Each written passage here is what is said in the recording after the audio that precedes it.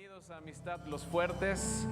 Es un gusto estar cada semana con cada uno de ustedes, con la familia en Cristo, con la familia de Los Fuertes. Gracias. Y seguramente venir acá y estar en la presencia de Dios puede o está cambiando nuestros corazones. Seguramente tienes paz ahora, seguramente estás atravesando circunstancias y lo único que quiero decirte es que Dios es más grande que esas circunstancias. Pues quiero comenzar. Mi nombre es Israel Muñoz, formo parte de esta hermosa familia de Los Fuertes y como todos sabemos estamos atravesando tiempos difíciles y en realidad siempre ha habido muchos lapsos en la historia de la humanidad en tiempos difíciles. Tal vez uno de los tiempos más difíciles que vivimos con anterioridad y que probablemente recuerdas o que te contaron tus papás, no sé si tus abuelos, no sé si ya sea demasiado tiempo lo que pasó, pero fue el terremoto del 85, de 1985. Yo tenía 2 años en ese entonces. Ya puedes hacer cuentas para que sepas cuántos años tengo. Pero ese terremoto yo lo viví, pues era un bebé y posteriormente supe lo que sucedió. Y si tú viviste en estos tiempos, o si te contaron, pues vas a saber que la Ciudad de México quedó destrozada. Incluso ciudades alrededor, como nuestra ciudad en Puebla, pues también tuvo algunos o sufrió algunos daños considerables. Y todo fue porque no estaba, como país, como ciudad, no estábamos preparados para enfrentar esa circunstancia o nunca se había presentado un terremoto de tal magnitud. Y este terremoto dejó muertes, dejó edificios caídos. Las personas que viven allá cuentan que iban pasando, iban camino a su trabajo porque fue en la mañana y entonces veían cómo los edificios estaban caídos y todavía hasta la fecha hay rezagos de ese terremoto. Pero dentro de las cosas que sucedieron, hubo muchas muertes, hubo mucha desolación. Fue prácticamente una reconstrucción de la ciudad y un replanteamiento de lo que se estaba haciendo en ese entonces. Tanto ayudó, o cuánto sabemos que cuando hay circunstancias en contra, tomados de la mano de Dios, las cosas obran para bien. Pues de las cosas que obraron para bien, quitando el desastre y todo lo que sucedió, pues es que la normatividad para construir cambió. Desde ese entonces hasta el día de hoy, los edificios tienen unas regulaciones muy estrictas para poder soportar ese tipo de cargas o ese tipo de ajustes dentro de la tierra. Entonces, lo que benefició es que hoy en día podemos disfrutar de ese tipo de construcciones, de ese tipo de normativas. Y si ves, la ciudad ha cambiado. Tal es el caso que, no digo que no haya habido terremotos iguales, pero la Ciudad de México ha podido soportar esos nuevos embates de la naturaleza. Al igual que en Puebla, si nos regresamos a ese tiempo, por ahí de 1982, 85, antes de los 90, pues no veíamos en Puebla edificios mayores a 5 pisos, me parece, o 6, porque era la normativa. Era una ciudad bastante bajita, pero hoy en día cuando vamos alrededor de la ciudad, vemos que se están construyendo edificios muy grandes, porque en ese entonces no se podía, pero ahora con las reglamentaciones, con la nueva tecnología, con todo lo que sucedió en ese entonces, mejoró y hubo un momento de reconstrucción. Hubo un momento que no fue rápido. Las familias en ese entonces tuvieron que replantearse, tuvieron que cambiar de viviendas algunos, tuvieron que reajustarse, tuvieron que, a lo mejor su trabajo lo perdieron porque se derrumbó, o a lo mejor muchas cosas pudieron cambiar, pero lo que pasó después del terremoto, después de esa crisis, es fundamental para nosotros hoy en día, porque es el tiempo de reconstrucción, el tiempo que tarda en otra vez volver a la normalidad o más que nada volver a las circunstancias de orden o las circunstancias que nos ayudan a vivir bien. Pues ese periodo de reconstrucción ha durado bastante tiempo. Hubo algunas cosas principales, pero hasta el día de hoy todavía hay edificios que siguen siendo arreglados o que se siguen cayendo o que están abandonados a causa de ese terremoto. Entonces la reconstrucción cuesta y la reconstrucción es difícil. Pues tal vez nosotros no estamos enfrentando ahora una crisis de ese tipo, pero se vislumbra casi el final de esta pandemia, de estos 2 años que estuvimos prácticamente en casa. Yo sé que ya hemos salido, yo sé que hay personas que no dejaron de trabajar, hay personas que siguieron su vida, entre comillas, normal, pero no deja este tiempo como de tener rezagos hacia lo que estamos viviendo y lo que vivimos anteriormente. La pandemia en definitiva cambió nuestras vidas para bien si nos agarramos de Dios, para mal si nos enfrascamos en el problema que sucedió hace 2 años. Pues han pasado ya tanto tiempo, es increíble que volteamos a ver y dijimos, ay, hace 2 años empezó todo esto y hemos recorrido, pero siento y veo que en este tiempo están surgiendo muchos mayores problemas de los que enfrentamos dentro de la pandemia. No quiero minorizar todo lo que vivimos, el estar encerrados, las muertes de familiares y de nuestros seres queridos que nos dolió, pero hoy estamos enfrentando un periodo del cual quiero hablarte. Es el periodo de la reconstrucción, es el periodo de ahora hacia dónde vamos. Bueno, ya pasamos esta crisis, bueno, ya sucedió esto, ya estuvimos enfrascados en todo esto y sé que vienen otras cosas y sé que las noticias no son muy alentadoras y no solamente esto, sino que hay noticias del extranjero y guerras y todo esto, pero hoy quiero enfocarme en este periodo que estamos viviendo, porque puede haber mucha desesperación. Muchas personas siguen cayendo en depresión. Tal vez en la pandemia no cayeron,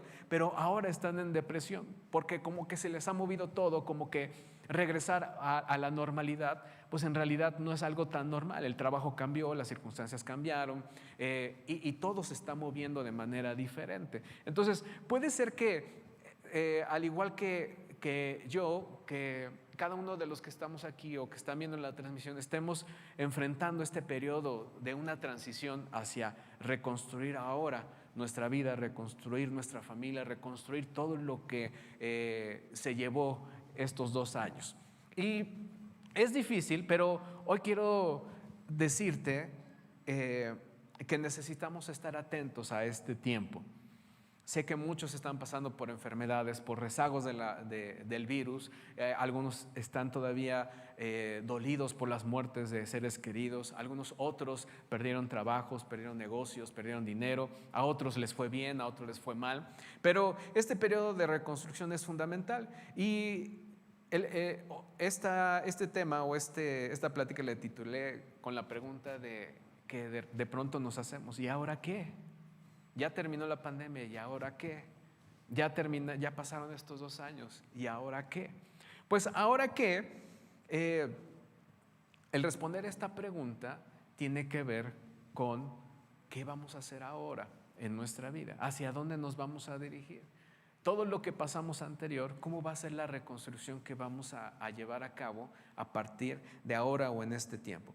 Y quiero hablarte con un ejemplo en Nehemías 4:8. En el libro de Nehemías, este libro habla de la reconstrucción de las murallas de la ciudad de Jerusalén. Para hacer un resumen de lo que estaba sucediendo en ese entonces, es que el pueblo de Israel había sido invadido y había sido destruido por el pueblo de Babilonia y se los habían llevado de Israel. Entonces habían vaciado la ciudad, solamente se quedaron unas pocas personas, pero a todos, reyes, autoridades, personas, a todos se los llevaron a vivir a Babilonia. Y esto era una profecía que se había cumplido de parte de Dios. Habían pasado 70 años, Dios había dicho: va a pasar esto y vas a estar 70 años en cautiverio. Pero bueno, había una promesa de que les dijo: no te preocupes, van a estar en cautiverio, pero ustedes tienen que seguir confiando en mí, porque este periodo va a acabar, estos 70 años va a acabar y va a venir un periodo en el que van a tener que reconstruir la ciudad. Pues se habían acabado esos 70 años y estaban regresando, y uno de los encargados para hacer esta tarea fue Nehemías. Entonces halló gracia delante del rey y le encomendó que pudiera regresar y empezar la reconstrucción de los muros. Ahora, los muros en sí lo que significan a una ciudad es darle protección, es lo que ayuda a que los enemigos o a que esa ciudad esté resguardada bajo cualquier ataque y que tenga fortaleza, que tenga fuerza como ciudad. es como los muros o las bardas que tenemos alrededor de nuestra casa. Son bardas o muros que levantamos para estar más protegidos. Entonces, de la misma manera la ciudad. Entonces llegó el momento en el que tenían que reconstruir, se acabaron los 70 años, esa crisis que duró bastante tiempo, y ahora regresan a su país natal, ahora regresan a Jerusalén. Y entonces a cargo de esta persona llamada Nehemías, que era copero del rey. Entonces, dentro de todo, lo primero que visualizó Nehemías es: voy a examinar cómo está la ciudad, voy a examinar cómo debe ser la reconstrucción, voy a juntar personas, voy a tener una reunión con las autoridades de ese lugar, con todas las personas que vamos a poder reconstruir esa muralla. Pero quiero enfocarme en una parte, porque cuando hay una reconstrucción, cuando viene algo bueno, cuando tenemos que realizar alguna tarea, siempre va a haber cosas en contra, siempre va a haber enemigos, siempre va a haber algo que quiera desanimarnos hacia el futuro. Y eso es lo que estaba viviendo Nehemías en el capítulo 4, versículo 8. Estas son después de empezar la construcción, se juntaron personas enemigas del pueblo de Israel para poder desanimarlos y hacer que no reconstruyeran las murallas. Y entonces esto es lo que dice este versículo: todos hicieron planes para venir y luchar contra Jerusalén y causar confusión entre nosotros. Eso era lo que estaban viviendo. Había confusión. Bueno, más bien ellos todavía no estaban confundidos, pero el enemigo o los pueblos cercanos o las personas que odiaban al pueblo de Israel y que no querían que se reconstruyera otra vez la ciudad, hicieron planes para venir y luchar contra Jerusalén y causar confusión entre las personas. Pero algo hizo Nehemías y dijo: así que oramos a nuestro Dios y pusimos guardias en la ciudad día y noche para protegernos. Entonces el pueblo de Judá comenzó a quejarse: los trabajadores están cansando y los escombros que quedan por sacar son demasiados. Jamás podremos construir la muralla por nuestra cuenta. Entonces, como ves, estaban pasando por un periodo de reconstrucción. Habían pasado una crisis tremenda como país, una crisis tremenda como personas, y ahora tenían el gran reto de la nada reconstruir la ciudad. Tenían el reto de otra vez levantar los muros. Tenían el reto de otra vez reconstruir su vida donde la habían dejado, de reconstruir sus raíces, de otra vez tener un hogar para su familia, de otra vez tener esa seguridad para su familia.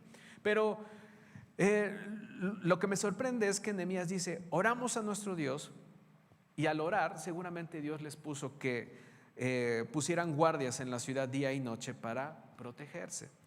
Pero también sucede que las personas comenzaron a quejarse porque estaban cansadas y decían por ahí: todo esto es demasiado, los escombros no vamos a terminar. No sé si ahora que estamos enfrentando esta reconstrucción, la verdad es que nos desanima ver el futuro. La verdad es que a veces con las noticias y con las cuestiones, bueno, ¿y cómo vamos a salir adelante? Ya hay una guerra entre países por allá, ya nos está afectando, ya subió los precios de los alimentos, de la gasolina, y va a haber crisis, y escuchas noticias y las noticias te dicen: iba a venir una crisis peor, iba a venir otra pandemia. ¿No te desanima todo eso? Pues así estaba el pueblo de Israel. El pueblo de Israel estaba cansado. Seguramente hoy estás cansado. Fueron 2 años agotadores. Fueron 2 años donde nuestra vida cambió y nos tuvimos que encerrar o tomar medidas de seguridad, y esos 2 años acumulamos estrés, acumulamos preocupaciones, acumulamos todo, y hoy cuando regresamos de pronto estamos cansados, estamos desanimados, estamos de pronto viendo las circunstancias y decimos: esto es demasiado, no vamos a poder, esto es demasiado, ¿qué vamos a hacer? No termina una cosa y ya empieza la otra. Pero me encanta porque la respuesta de Nehemías fue: oramos a nuestro Dios. Nehemías 4:8 nos cuenta de algo que hicieron ellos. Nehemías dijo: durante este tiempo ninguno de nosotros, ni yo, ni mis parientes, ni mis sirvientes, ni los guardias que estaban conmigo, nos quitamos la ropa. En todo momento portábamos nuestras armas, incluso cuando íbamos por agua. Lo que me da a entender que entendieron el tiempo, que entendieron lo que estaban viviendo, que entendieron que la reconstrucción en medio de eso iba a haber enemigos que se iban a levantar en contra de ellos. Entendieron que no iba a ser una tarea fácil. Entendieron que el cansancio tenían que hacerlo a un lado. Entendieron que las circunstancias que estaban viviendo no eran las óptimas, pero entendieron que estaba Dios con ellos. Y lo que hicieron fue, portábamos nuestras armas incluso cuando íbamos por agua. Empezaron a hacer algunas cosas alrededor, escuchando la voz de Dios para defenderse contra lo que venía, porque su mirada estaba puesta en esa reconstrucción. No había otra cosa en la mente de Nehemías que la muralla terminada. El panorama era desalentador, pero en su mente te aseguro que estaba: esa muralla tiene que estar terminada. Cueste lo que cueste, vamos a terminar la muralla. Cueste lo que cueste, vamos a reconstruir lo perdido. Cueste lo que cueste, vamos a reconstruir esto. Tal vez Nehemías ya era una persona adulta. La verdad no sé, no me puse a investigar cuántos años tenía. Pero también algo de ello es que no solamente lo hacía para él, no solamente lo hacía para decir, bueno, pues quiero regresar a tener una vida otra vez normal. Lo hacía para las generaciones posteriores, lo hacía para que el pueblo de Israel otra vez tuviera un lugar reconstruido, para que otra vez las promesas de Dios regresaran a ese lugar que era el pueblo, era Israel. Entonces, cuando Nehemías veía todo esto, veía los problemas, lo único que en su mente, te aseguro que había, era: tengo que reconstruir las murallas. Y en su mente, al reconstruir las murallas, estaba la gente que estaba alrededor, estaban las generaciones posteriores, estaba viendo lo que Dios estaba viendo. Y le dijo: incluso cuando íbamos por agua, portábamos nuestras armas. Lo que también me da a entender que no solamente estuvieron en una posición de pronto de esperar que sucediera lo mejor, porque a veces tenemos una forma de esperar las promesas de Dios en donde nos quedamos sentados, no literalmente, bueno, algunos sí, pero nos quedamos sentados esperando que las cosas sucedan. Porque de pronto el miedo y todo, y si en nuestra cabeza podemos decir, pues las cosas van a mejorar, va a haber algo, pero al igual que la gente, de pronto el cansancio y eso decimos, pues no hacemos nada, nada más vamos a esperar la voluntad de Dios. Pero lo que hizo Nehemías no fue eso, sino que tenía armas incluso cuando construían, incluso cuando iban al baño, incluso cuando hacían lo que hacían. Lo que me da a entender que ellos tomaban la iniciativa, no se quedaban sentados, no se quedaban estáticos, no se quedaron viendo cómo se reconstruía la ciudad con la fuerza de los ángeles, sino ellos entendían que era su labor reconstruirla. Y que no solamente eso, sino que había un enemigo, aparte de toda la circunstancia, aparte de todo en contra, tenían un enemigo. Entonces también tenían que defenderse. Tenían que hacer dos cosas: reconstruir, bueno, tres, no menos, como 5, no es cierto. Tenían que hacer 3: reconstruir, quitar su visión de los escombros y del cansancio, y la otra, defenderse en contra del enemigo. Lo que me asombra, porque no era una persona estática, no era una persona que se quedaba esperando, sino Nehemías entendió esa labor. Ahora, quiero que sepas que fue una labor titánica, tan titánica que es increíble el tiempo que les llevó reconstruir las murallas. Con todo esto, cuando ves todo alrededor destruido, cuando ves todo alrededor que se ha caído, que el futuro que estabas trabajando se cayó, perdiste todo tu dinero, invertiste mal, o tu trabajo, o todo se perdió, o la familia, desgraciadamente, murieron bastantes.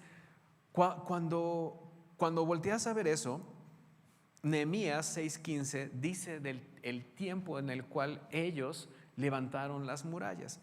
Dice en este versículo: así que el 2 de octubre a los 52 días, repite conmigo, 52 días, después de comenzar la obra, se terminó la muralla.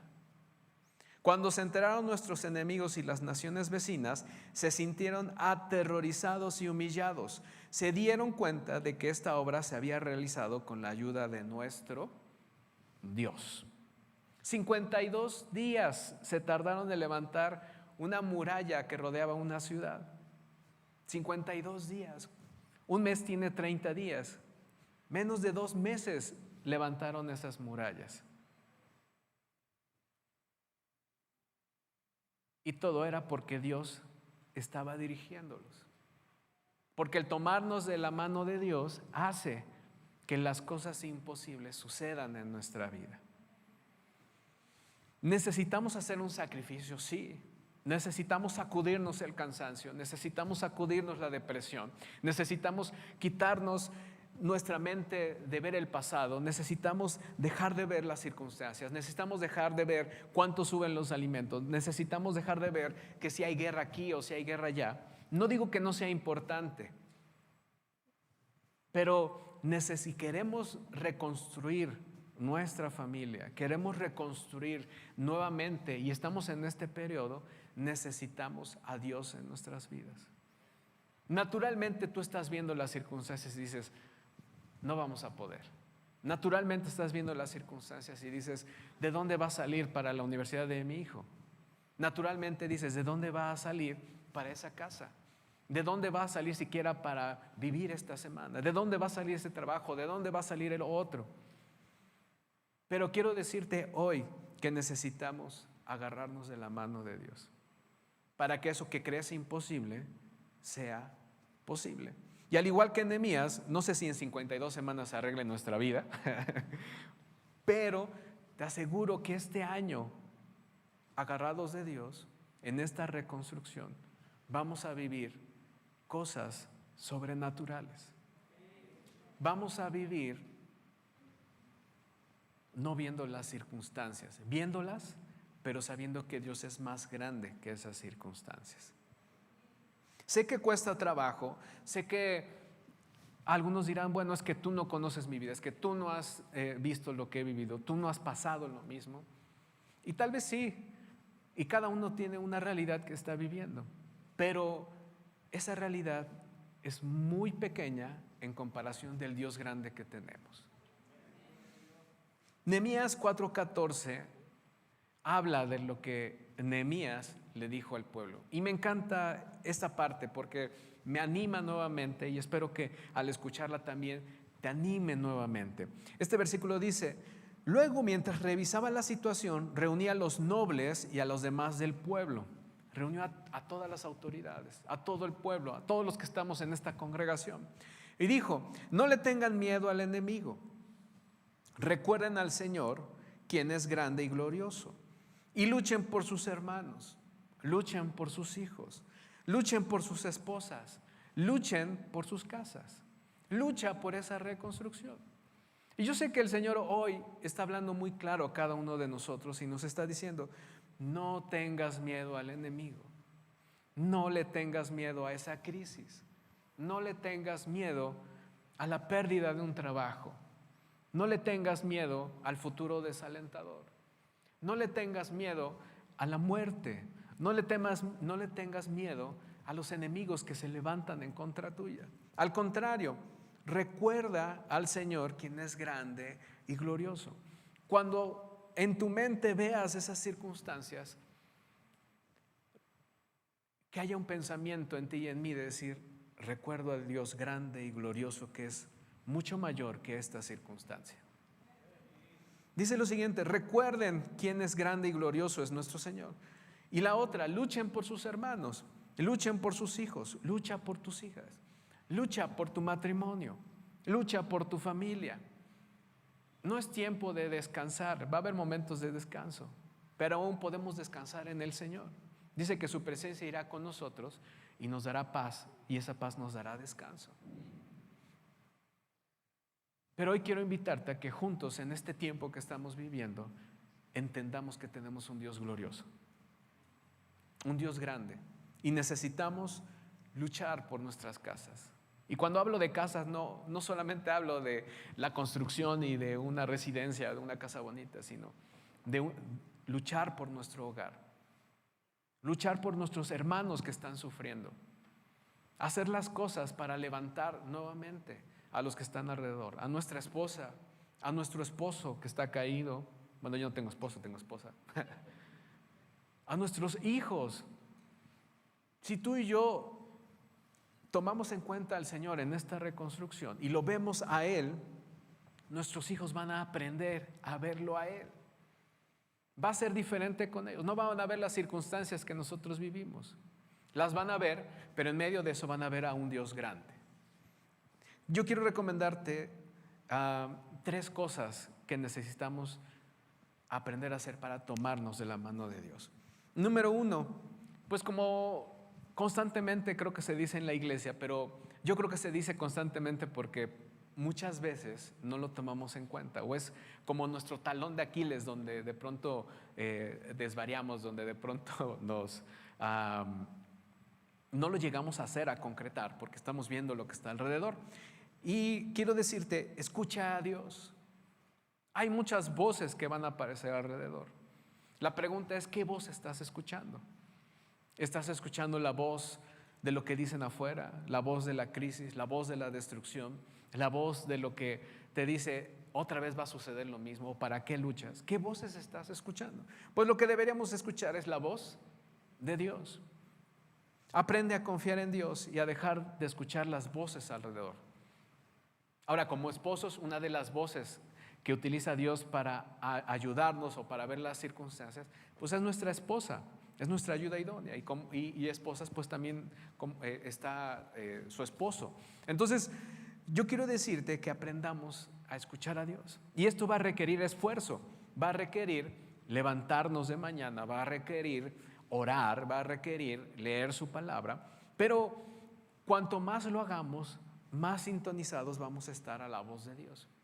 Y aunque todo lo que está alrededor de pronto está en contra o los consejos alrededor te digan esto o el otro, a lo mejor no son malos consejos, pero tú y yo lo que queremos es escuchar la voz de Dios, de alguien más grande que nosotros que está viendo las circunstancias. Pues eso nos va a ayudar a que a lo mejor estás escuchando, no hay dinero para la universidad de tu hijo, no hay dinero para ir más allá, no hay dinero para ese negocio que has estado buscando. Pero ¿qué tal si en una de esas Dios te dice, ¿acaso importa el dinero?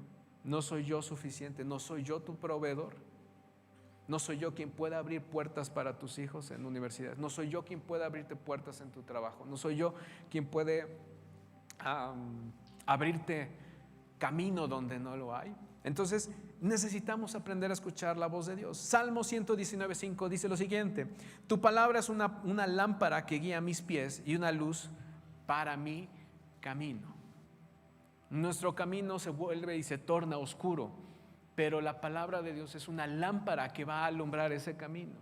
Es una lámpara que va a determinar los pasos que vamos a dar en la vida. Es algo que nos va a ayudar aún a veces ir en contra de la corriente. Y no me malinterpreten, no es que queramos ser rebeldes o anárquicos, sino más bien escuchar la voz y aunque todas las circunstancias estén en contra, estar seguros que es Dios el que nos está llevando y eso nos va a ayudar a alumbrar nuestro camino.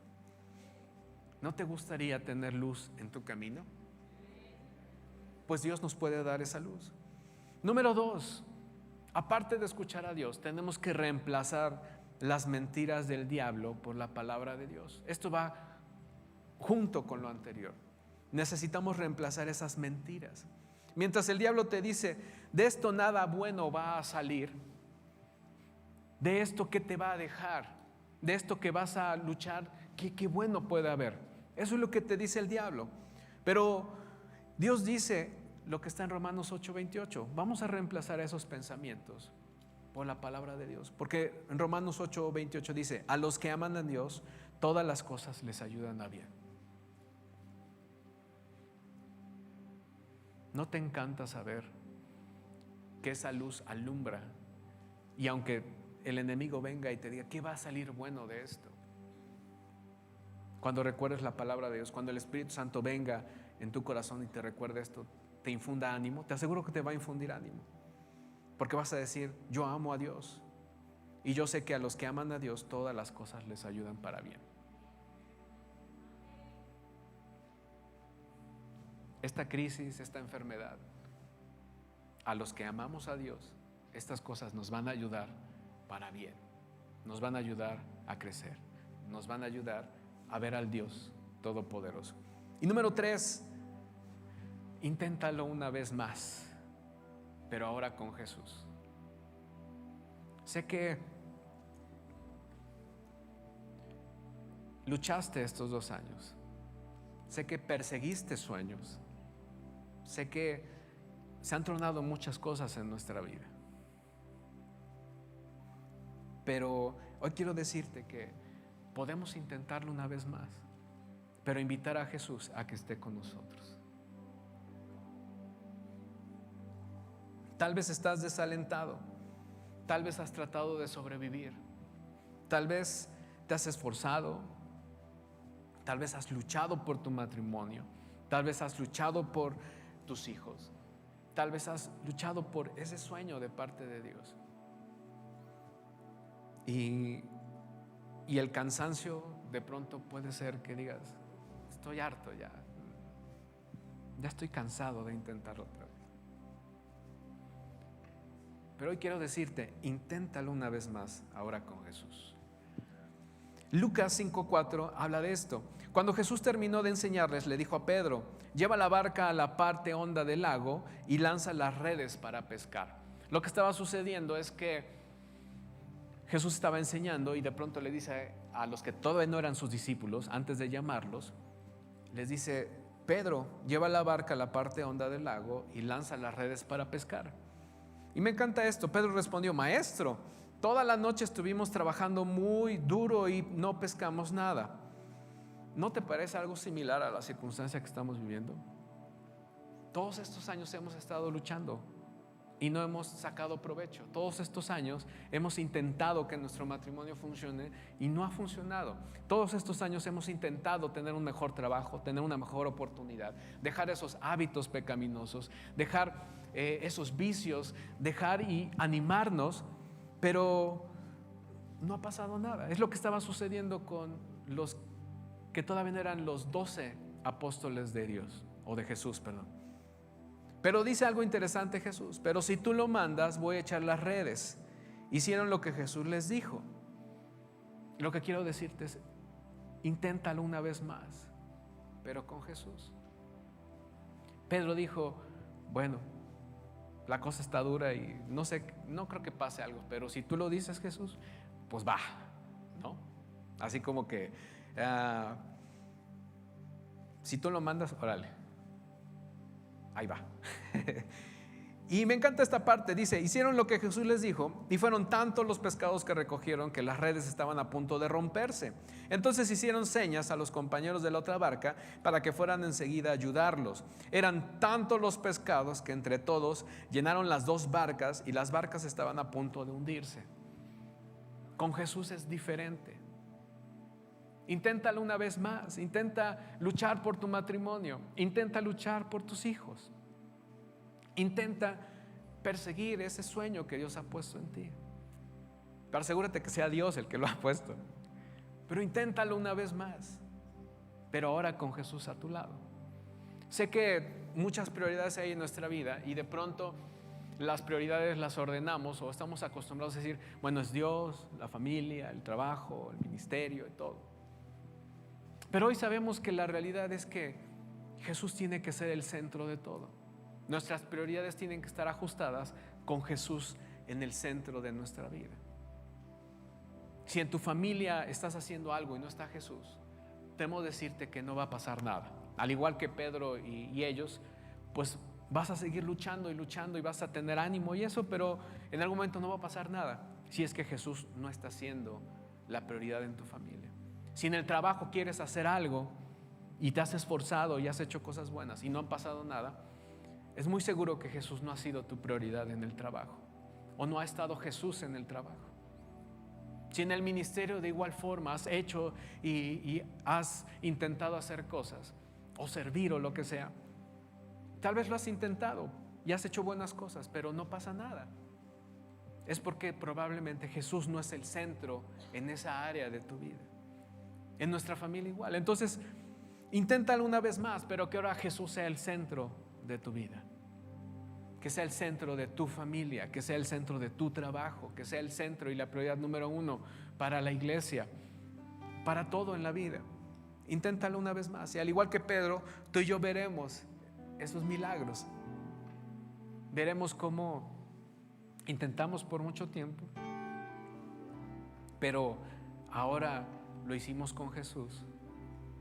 Y lo que sucedió es que lo que ellos creían imposible sucedió. Los peces desbordaban porque Jesús lo dijo. Yo quiero animarte a que focalicemos nuestra mente en Jesús. Sé que las circunstancias están duras, sé que todo alrededor dice no la vas a lograr, pero Jesús dice otra cosa. Así que quiero animarte y que juntos podamos reconstruir ahora. Luchemos por nuestras casas, luchemos por nuestra familia, luchemos por las generaciones que vienen. Yo te invito a que te pongas de pie y juntos oremos. Señor, levantamos nuestras manos hoy y en primera instancia te decimos que te amamos. Señor, perdónanos si en todo este tiempo tú no has sido nuestra prioridad número uno. Señor, si hemos escuchado y le hemos hecho caso a otras voces y no a ti, Dios, o a lo mejor ni siquiera hemos tratado de escuchar tu voz, Señor, perdónanos. Perdónanos si hemos creído las mentiras del enemigo y que eso nos ha tronado la vida. Señor, perdónanos si hemos decidido no intentarlo nuevamente a pesar de que tú nos has dicho que lo hagamos. Señor, ayúdanos a escuchar tu voz. Señor, calla los pensamientos alrededor. Calla las voces que estamos escuchando de desánimo, las voces que nos están haciendo destrozos en nuestro corazón. Calla esas voces de la enfermedad. Calla esas voces de la crisis. Calla esas voces que están alrededor y que así como Nehemías lo estaban desanimando, Señor, hoy quitamos todo desánimo. Ayúdanos a escuchar tu voz. Si tú dices que lo hagamos otra vez, lo hacemos en tu nombre. Señor, hoy levantamos nuestro corazón. Te pedimos que nos ayudes en este tiempo de reconstrucción. Señor, que la respuesta de ¿y ahora qué? La podamos escuchar de ti. Señor, una vez más vamos a echar las redes, pero ahora en tu nombre. Señor, declaramos que veremos esos milagros que has preparado para nosotros. Señor, viviremos esas promesas que has preparado para cada uno de nosotros. Señor, no nos cansaremos de agradecerte, de escuchar tu voz.